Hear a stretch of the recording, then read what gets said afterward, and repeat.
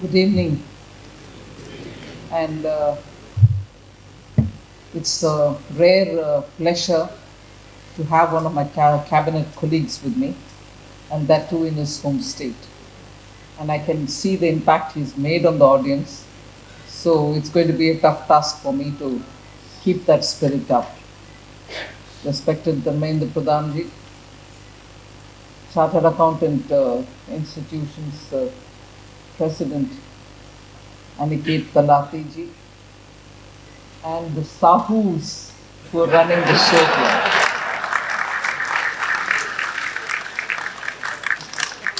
I hope I'm not implying anything negative. I honestly do feel, because I'm very poor with names. But one thing which caught my attention was there was A Sahu, B Sahu, and C Sahu. So it just shows that sometimes in a state you get coincidentally people who have all excelled in their areas of activity, and as a result they reach the highest points. And today we see that exhibited in the Odisha chapter, if I can say so. And let me assure you, your arrangements are splendid, and I don't see any shortfall coming. So that goes to you. And also at a very personal level, thank you, Odisha chapter, for giving me the opportunity to have a darshan, as much as Aniket said, of Sri Jagannath Ji. I'm coming here after several years. I come to Odisha, but it is only because of this meet today. I've had a very good darshan in the morning. Jai Jagannath.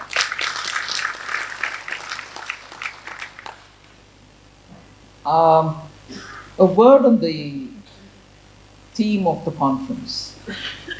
I think it is very relevant. I think it also has a lot of sambhavna for discussion and of sharing ideas, because digital era means different things to different people. But for all of you all in this profession, there's so much that you can share among yourselves, and therefore be the premier institution and its members to set global standards in an era where everything seems to be digital. Everything seems to be digital is actually doing a lot of good for countries like India, where transparency is coming in because of digitalization. Now, that itself is a good virtue to build on the digitalized domains of operation, but to share ideas on it and also identify possibilities, opportunities, being digital and getting to be even more digital is a very useful thing. And for you all to be together for 3 days talking that, I think will result in very good outcomes. And I look forward to knowing about the outcomes.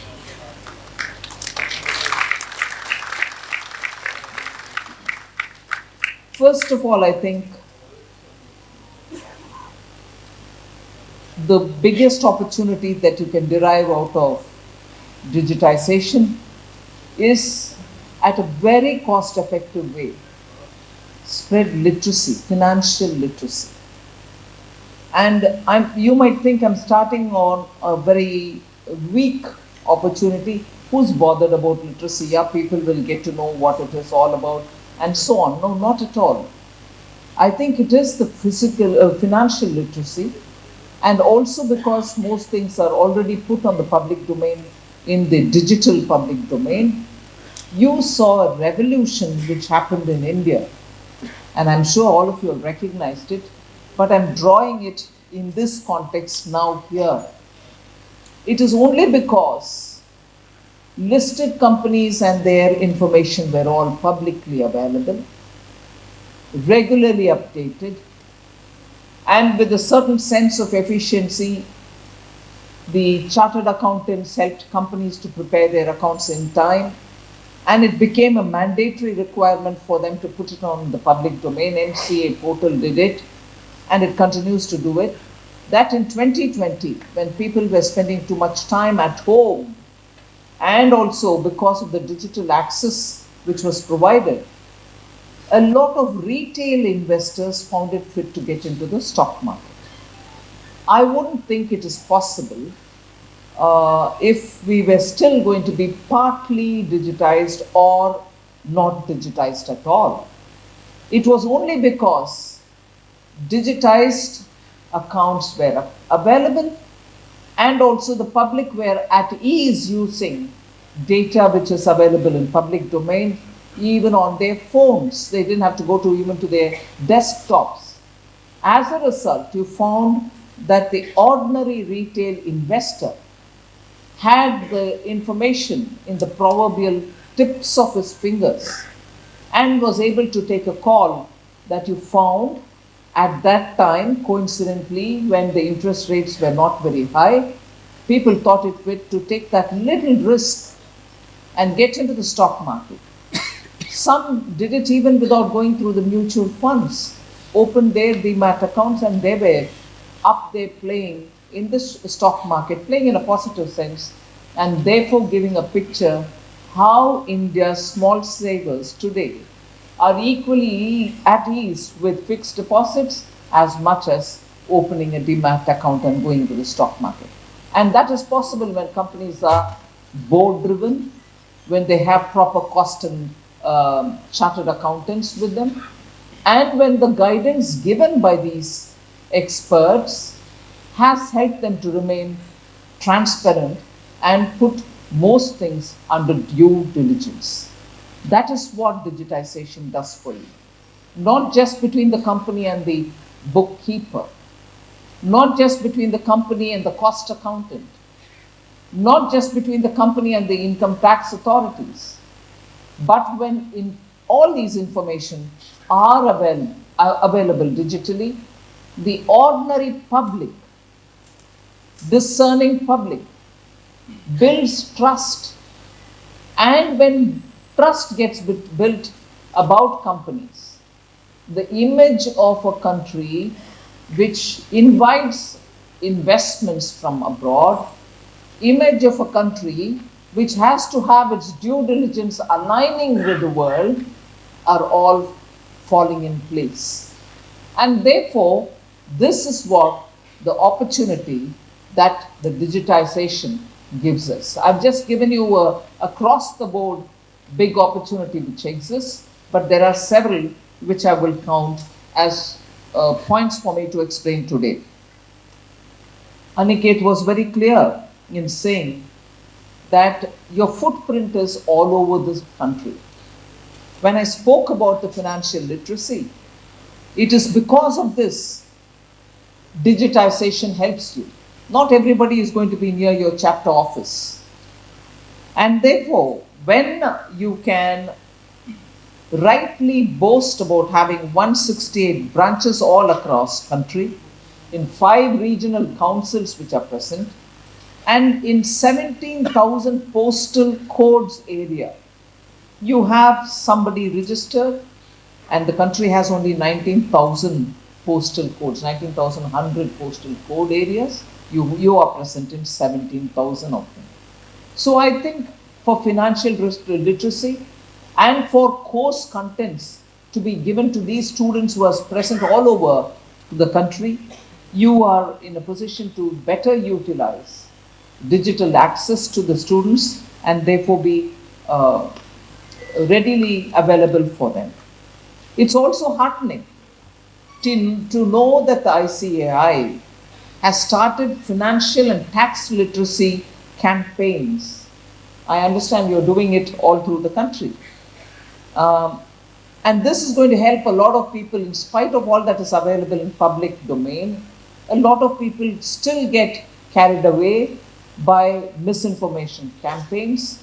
And when you as chartered accountancy institution run a financial literacy and tax literacy campaign, it certainly has a lot of credibility.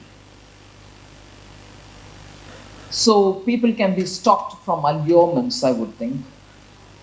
Similarly, The moment I saw the title of the financial literacy campaign, I was a bit worried. And I will say this on a day when, to the credit of the uh, Human Resources and Skills Minister, today he had released two books for students who belong to certain tribal communities who speak dialects in India.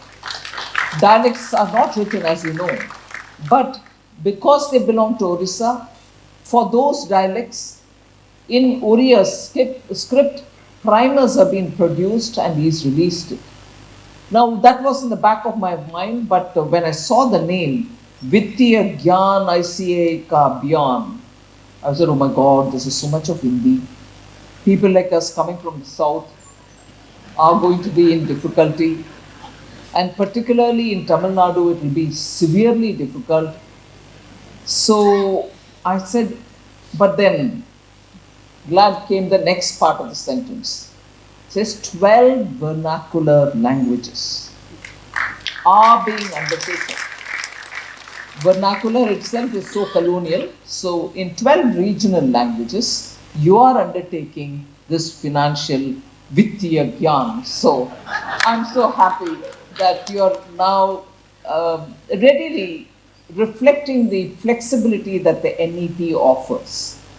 Mother tongue is being emphasized. So, however much you want to align yourself with the global accountancy practices and be able to communicate effectively with all your MOU signed countries, it is important for us to have regional languages cultivated so that you recognize and honor the members who belong to so many different states. I also will recognize the role that the ICAI plays in ensuring a smooth implementation of the GST and the thousands of GST awareness campaigns and programs that you've helped educate lakhs of participants has actually made a difference in the collection and also widening of the tax base. Minister Dharmendra Pradhan was right in emphasizing that MSMEs are the backbone of this country and we need a lot of hand-holding and support for them. Various initiatives that you have taken in capacity building for the MSMEs and for startups through your committees are well recognized, and I commend you for that service that you are extending. In the profession itself and using technology, there are several areas in which I think you've started taking a lot of steps, which you have yourself spoken about: data analytics, generative AI, and so on. I'm not going to get into the details of the virtues of such things, but it is certainly important that the traditional image of accounting as a tedious and manual process is rapidly evolving and evolving for your good. And I think that's therefore something which we have to appreciate and also take further. It is, of course, between today, tomorrow, and day after that you're going to talk as to how these technology-driven platforms and also the tools that can be leveraged to make your profession a lot more efficiency-driven, accuracy-driven, and also the quality of work. Because ultimately, technology, whether in manufacturing industries or in service sectors, aims at improving productivity. And I think that is the emphasis which I'll put before you as one of the Sambhavna, because the productivity gains which you're going to get out of technology and the adaptation of technology is something which is very unique and that can only be felt when you get it. There's no way in which you can read about it and say, oh, this is going to improve my productivity. No, when you do it, when you use it, when you adapt it, you realize how much of a change it can bring towards greater productivity. Now, if you have more than 8 lakh students and 4 lakh members, it is going to be a big task for all of them to be drawn in with the same enthusiasm, but that's the work of the institution, I would think. And also, I was already reading and fairly impressed about the fact that the Committee for Review of Education and Training, which used to take decades from the time it is announced to give a new set of curriculum, is now doing a very rapidly short, collapsed kind of a job of when it was earlier, committees appointed, you take 9, 8, 10 years to get a curriculum launched. Now it's all happening within 3 years, but I suppose with the use of technology that can even further shorten.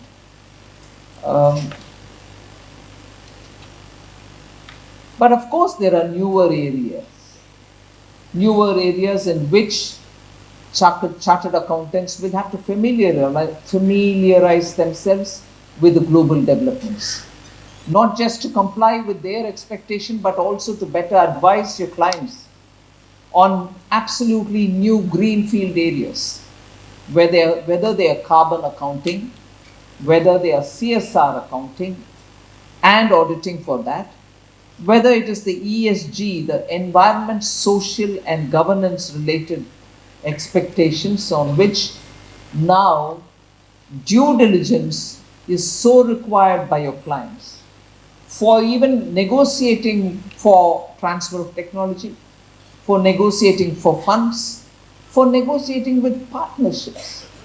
So unless you are familiar with the newer growing areas and you understand what are the expectations, and for all that, you may want to set up newer standards about which you were partly referring to, but in each one of these areas, you will have to set up best practices and also be able to, put the best efforts on a best endeavor basis, but of course, in the long run, to make that as the template for everybody to follow.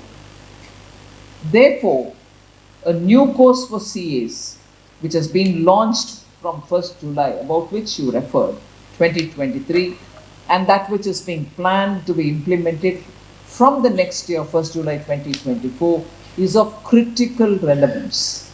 So there is just no discussion on the Sambhavana, you will have to do it from 1st July 2024. So I think it's very important, and I recognize in the presence of the Education Minister that the new scheme, the new ICAI course is very much in line with the new education policy. So, and when I say it is in line with the new education policy, what does that drive from the new education policy give you? What does it infuse you with?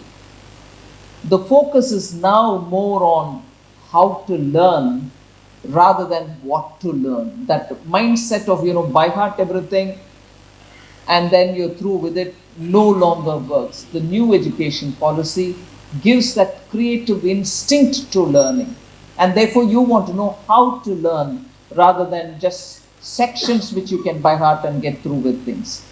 And therefore, it completely echoes a shift from what to think to how to think. So when you're looking at carbon accounting, when you're looking at social stock exchange and so on, it is the how which is going to matter when you're looking at keeping the books, advising your clients, and also due diligences. So I have reasons to believe that these 3 days are going to give us a lot more information post your discussions. I'm not going to get into greater matters of trust building with the clients, trust building with others, but I just want to highlight the number of countries with whom mutual recognition and MOUs for the profession is being signed. The government is very active in making sure that India's chartered accountants would be global leaders, and you will have engagement with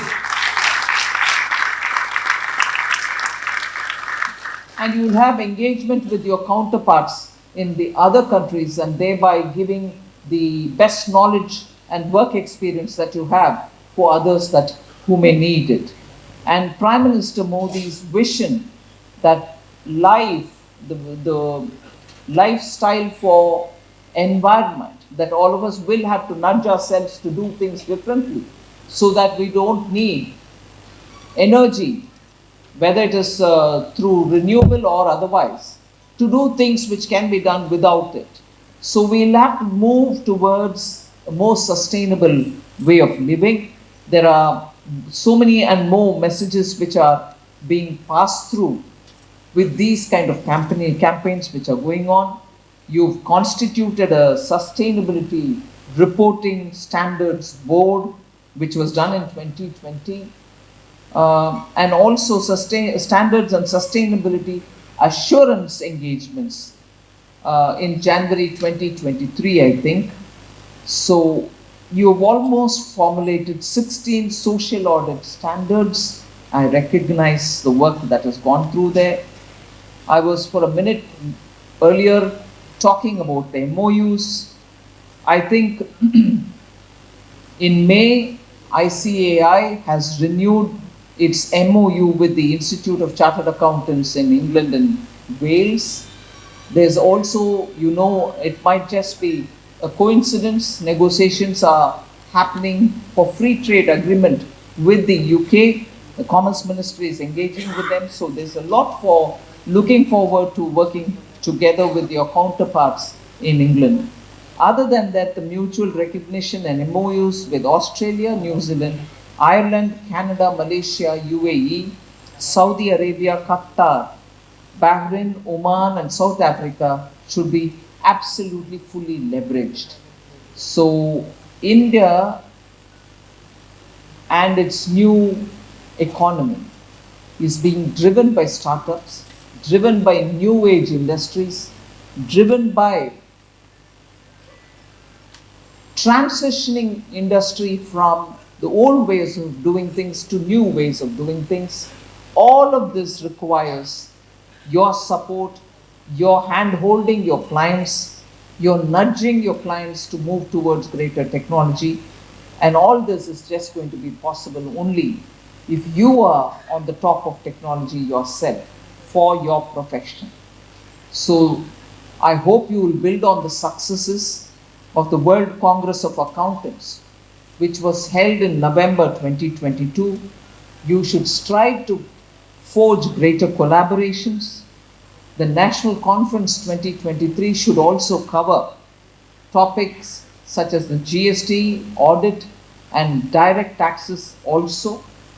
I wish you, the Bhubaneswar and Odisha chapter, and the President of the ICAE, Ranjit Kumar Agarwal, and also Aniket Talati and Ranjit Kumar Agarwal, all the success, and looking forward to a center of excellence in Odisha.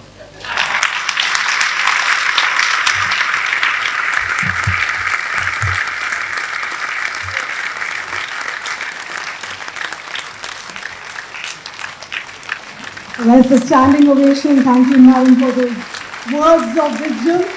I think that's the key takeaway for all of us, the entire field.